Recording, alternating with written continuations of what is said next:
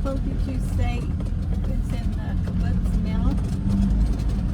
How many people now in the kibbutz? 750 total. 75 families of members, which are shareholders today, and the rest 95 families of residents. And today, since last year, have the option to apply for membership. Oh wow. Yeah, they can do it.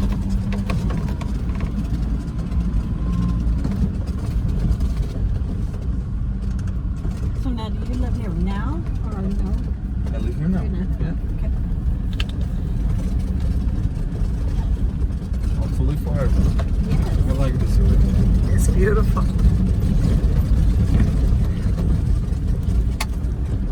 Oh, this is so amazing.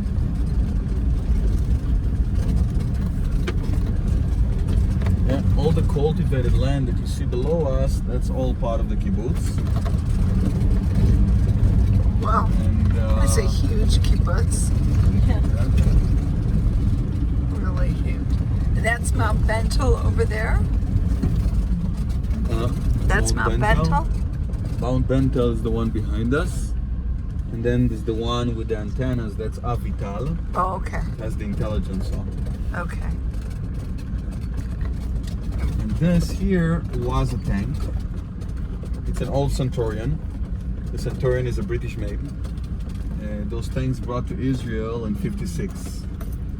And they used the IDF during the Sana War of 56, Six-Day War of 67, Yom Kippur, and First Lebanon War of 82. Destroyed by the Syrians during the Yom Kippur War, and left since as a decoy. And, Really? in case of a war, they probably wouldn't make the difference whether it's active or not. Oh. Even though I think that after 40 years in the same location, You probably think- figured it out. Who's gonna remove that type of thing? So right. it's part of it, you know. Nice view. And speaking about the view, yeah, go all the way down, and there's a structure there with two lights on. So it's a little bit isolated. That's a UN post on the border fence. Oh, where the two lights are flashing? Yeah. And right behind it, you can see ruins among the trees. That's a ghost town that called Quneitra. That was the capital of the region pre-67, conquered by Israel during the Six-Day War, and then was given back to Syria in May 74 as part of the agreements of disengagement. Oh wow.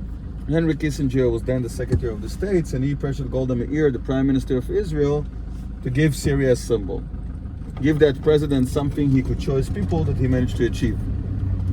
That's when Golda gave Quneitra back.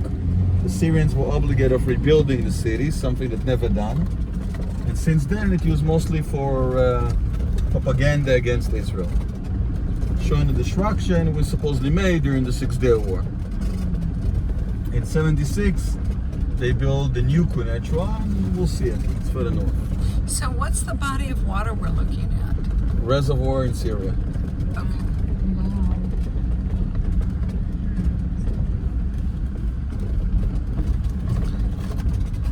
And this here? Is this part of the kibbutz? Yeah, apples and under the shading nets. Oh my goodness. Here below, that's the experiment of the truffles.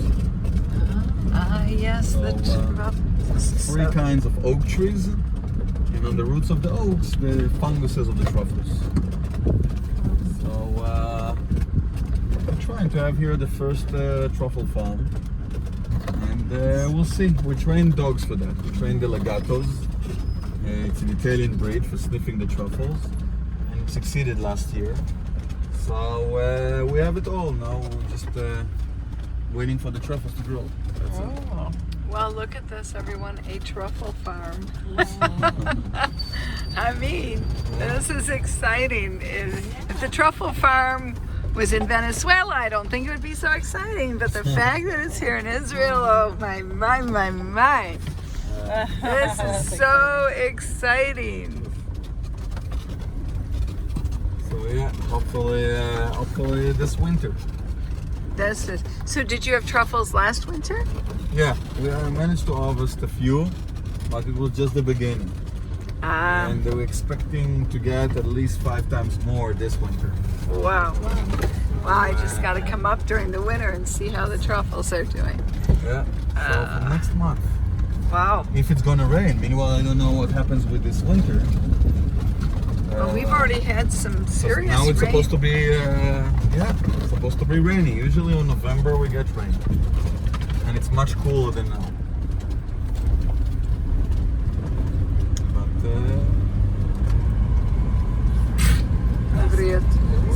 We'll have a winter eventually.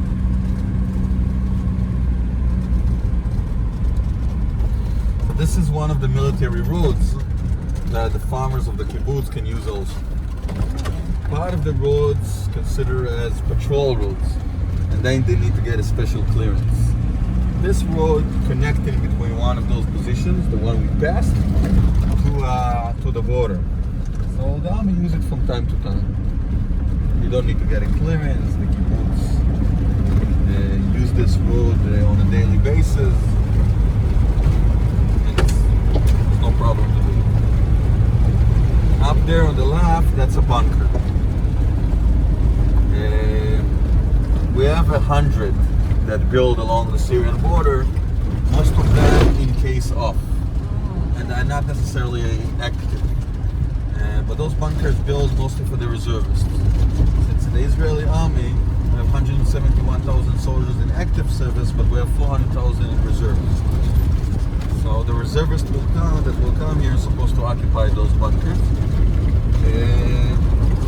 We'll get into one of them and you will see the way it builds. So logistic forces come and arrange the place for a while.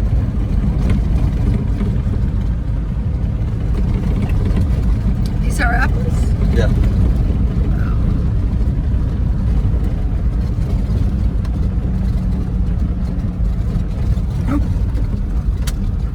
And by reservists, how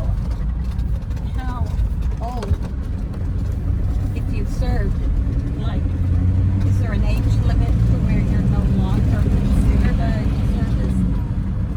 reservist? Usually 45.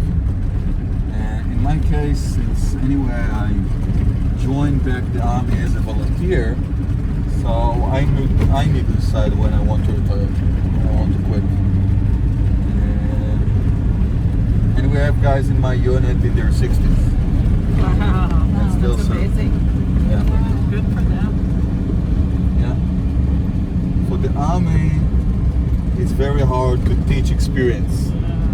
And in the intelligence, and I think in most of the units, but particularly the human intelligence, experience, I would say, is almost everything.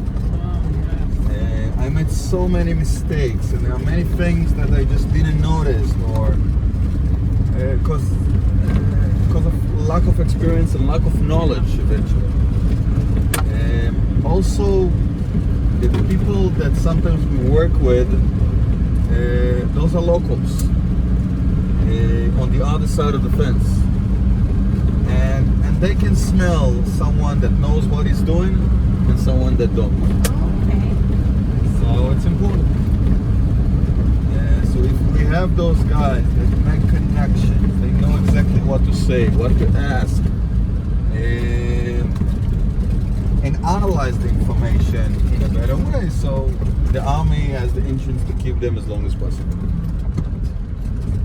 This is a military outpost in front of us that's now transforming from an infantry outpost to be used by the intelligence. We have the armor corps that's securing the outpost with 2 tanks, but gradually they're building their special sensors to get a track after drones. And Oh, yes.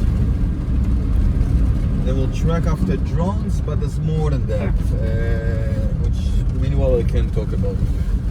But Israel has very creative ways to deal with drones. And I still can say that there's much more to do. And this is the new warfare today. We see the Houthis in Yemen, how many drones they use, against, that's not a Syrian, it's one of my guides. Okay. The Houthis today use the drones against the Saudis, and they bomb their refineries, the biggest one in the world, at Kayak, a little bit more than a month ago, using drones and cruise missiles. What's the advantage? It can fly under the radar of most of the defensive systems exist in Saudi Arabia.